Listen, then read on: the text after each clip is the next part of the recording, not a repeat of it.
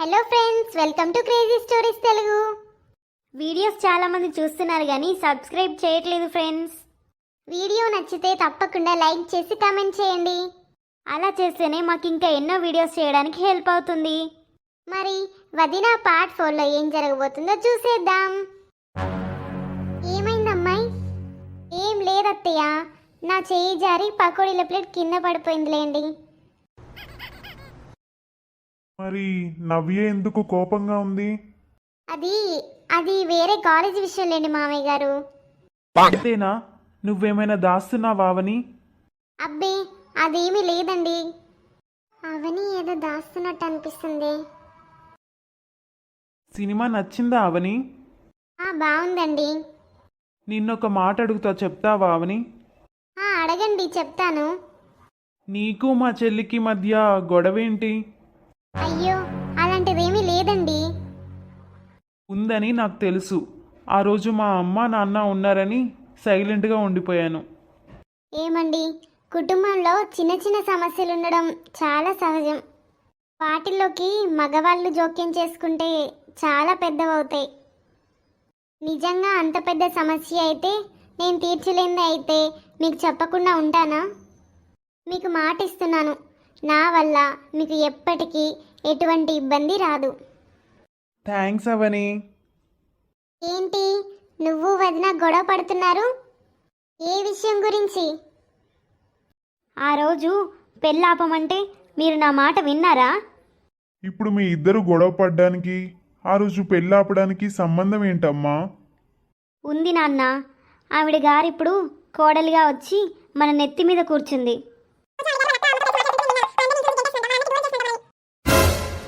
అలాగా? నిజమా? నువ్వు చెప్పేది నమ్మలేకపోతున్నాం. మరి మన ఇంటికి వచ్చినప్పటి నుంచి బాగానే ఉందిగా? అదంతా వట్టి నాటకం. ఆ విషయం మీదనే నేను తనతో గొడవ పడుతున్నాను. మీకెవరికి చెప్పొద్దు అన్నట్టు నన్ను వేడుకుంటుంది. ఇన్నాళ్ళు కోడలు మంచిదనుకున్నాం, ఇలాంటిది అనుకోలేదు. అందుకే మన ముగ్గురం కలిసి వదిన్ని ఇంట్లో నుంచి పంపించేయాలి, గెంటేయాలి. లేదంటే మనకి ప్రమాదం వస్తుంది. అలాగే నాకు నా కూతురు ముఖ్యం, మనం బాగుండడం ముఖ్యం. పరాయి ఇంటి ఆడపిల్ల అదెలా పోతే నాకెందుకు? అంతే. అవసరమైతే మన అబ్బాయికి మనకి అనుకూలంగా మన చెప్పు చేతుల్లో ఉండే వేరే అమ్మాయిని తీసుకొచ్చి మళ్ళీ పెళ్లి చేద్దాం. ఈ విషయం మీ ఇద్దరికి కూడా తెలిసినట్టు ఆవిడకి తెలియనీకండి. మీరు ఎప్పట్లాగే ఉండండి, అప్పుడే మనం తనని దెబ్బ కొట్టగలం. అలాగేనమ్మా. అలాగే.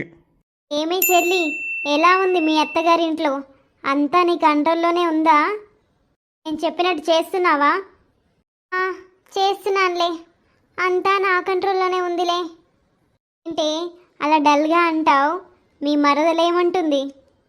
నువ్వు చేసిన పనికి తనకి నేనంటే చాలా కోపంగా అసహ్యంగా ఉంది. నా పట్ల ఇష్టం లేకుండా ప్రవర్తిస్తుంది. నేనేం చేశానే?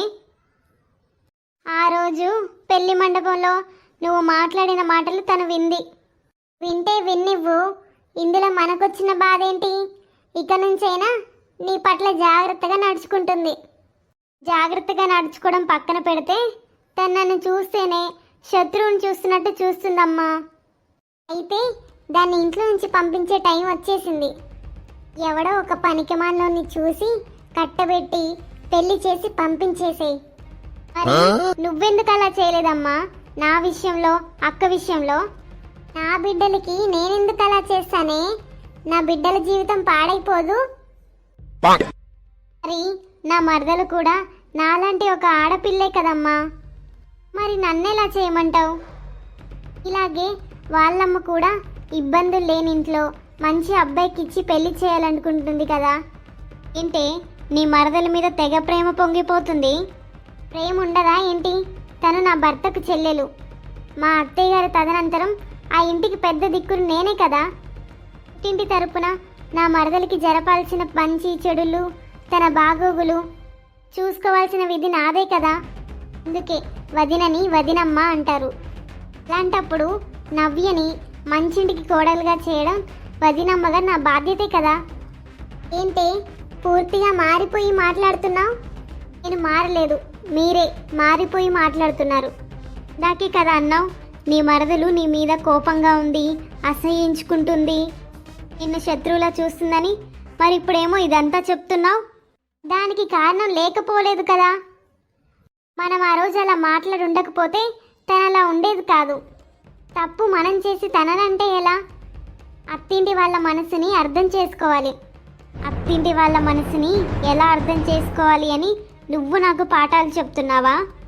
నీకంటే ముందు అత్తారింటికి వెళ్ళిన దాన్ని, అది గుర్తుంచుకో. మరి ఉపయోగం ఏంటక్క? నువ్వు మీ అత్తమామలతో గొడవ పడి ఇక్కడికి వచ్చి నువ్వు సాధించింది ఏమిటి? ఆనందంగా ఉన్నావా? అమ్మకు కూడా కనీసం ఆలోచన లేదు, కన్న కూతుర్ని పుట్టింట్లో పెట్టుకుంటే ఎలాగని. ఎలాగోలా ఇద్దరికి నచ్చజెప్పి కూతురు సమస్యని పరిష్కరించి కాపురానికి పంపాల్సిన బాధ్యత కూడా లేదు. ఏమిటే పిల్లొచ్చి తల్లిని ఎక్కిరించినట్టు నిన్నగాక మొన్న అత్తారింటికి పోయిందానివి? పట్టుమని 6 నెలల అనుభవం కూడా లేదు. అత్తింటి సంసార బాధ్యతల్లో ఆరుతేరిన దాన్ని నాకే నీతులు చెప్తున్నావు? నీతులు చెప్పడానికి కావాల్సిన అనుభవం కాదమ్మా, జ్ఞానం. ఆరితేరి ఏం ఉద్ధరించావు? నీ అత్తారింటిని 3 ముక్కలు చేశావు. నీ మరదల్ని పట్టించుకోవడమే మానేశావు. నాన్నని నీ వైపు తిప్పుకొని అన్న చెల్లెల్ని విడదీశావు. ఇప్పుడవే నీతో చెప్పించుకోవాల్సిన అవసరం నాకు లేదు. ఎప్పుడు ఏం చేయాలో ఎలా చేయాలో నాకు తెలుసు. చేసేదంతా కరెక్టే, నీ బొంద కరెక్టే. నీలోని తప్పులు పెట్టుకుని మీ అత్తింటి వాళ్ళని అంటూ నీ జీవితాన్ని నువ్వే నీ చేతులారా నాశనం చేసుకుంటున్నావు. ముందు ఆ విషయం తెలుసుకో. ఎవరు కావాలమ్మాయి? స్పందన లేదండి. ఆ పనికి మాలింది ఎక్కడుందో చూసుకోవడమేనా ఏంటి నా పని? ఆ పెరట్లో ఎక్కడ ఉండుంటుంది, చూసుకో. స్పందన చెప్పింది నిజమే, వాళ్ళ వదిన మహా సాడిస్ట్ లాగా ఉంది. హాయ్ నవ్య.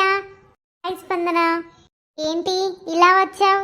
ఈరోజు మా వదినకి నాకు పెద్ద గొడవ అవుతుంది అనుకున్నాను, త్రుటిలో తప్పిపోయింది.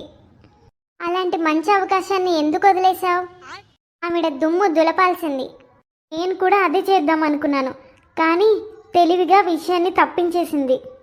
ఈ వదినలంతే, వాళ్ళకి అనుకూలంగా ఉండే గొడవల్ని పెద్ద చేస్తారు, వాళ్ళకి అనుకూలంగా లేకపోతే గొడవని డైవర్ట్ చేస్తారు.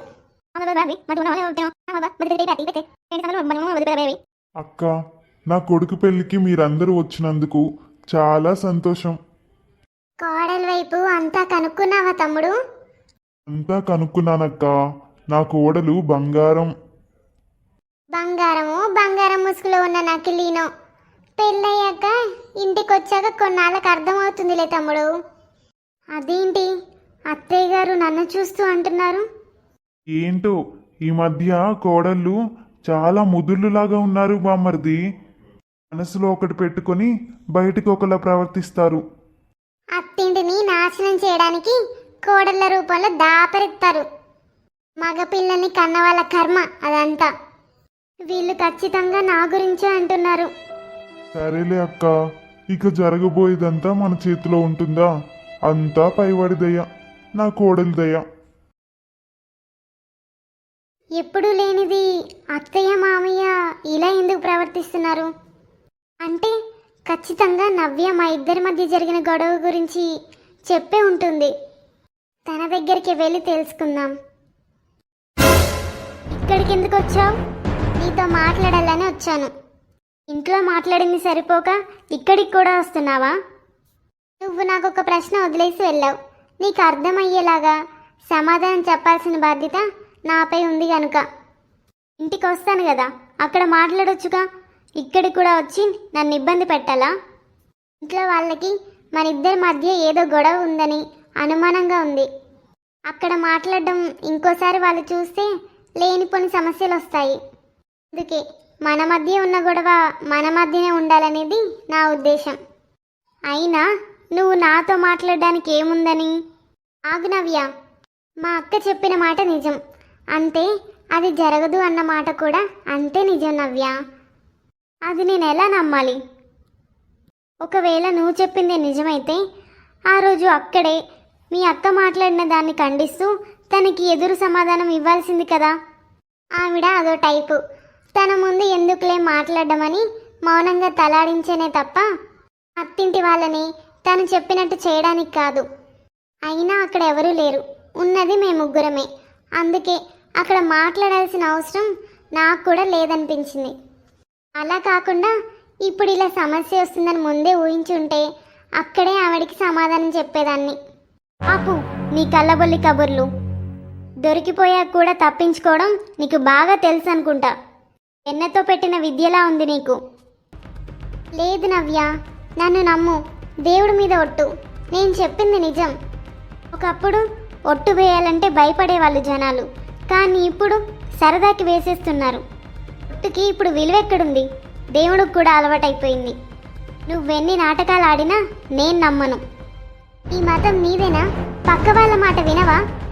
నిజంగా అదే నిజమైతే ముందు ముందు నీకే అర్థమవుతుంది కదా. అంతా అయిపోయాక అప్పుడు తెలుసుకొని ఏం లాభం? ముందే జాగ్రత్త పడితేనే కదా దెబ్బ తగలకుండా తప్పించుకునేది.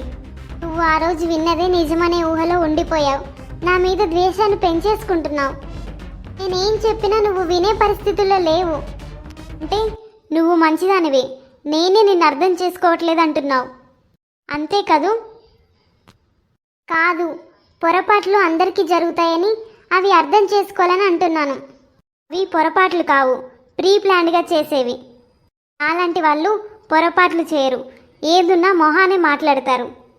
ఈలాగా లోపల ఒకటి ఉంచుకొని బయటికి అది ఎవరికీ తెలియకుండా నటించడం నాకు తెలీదు. ఓహో అలాగా? అయితే మరి ఇదేంటి?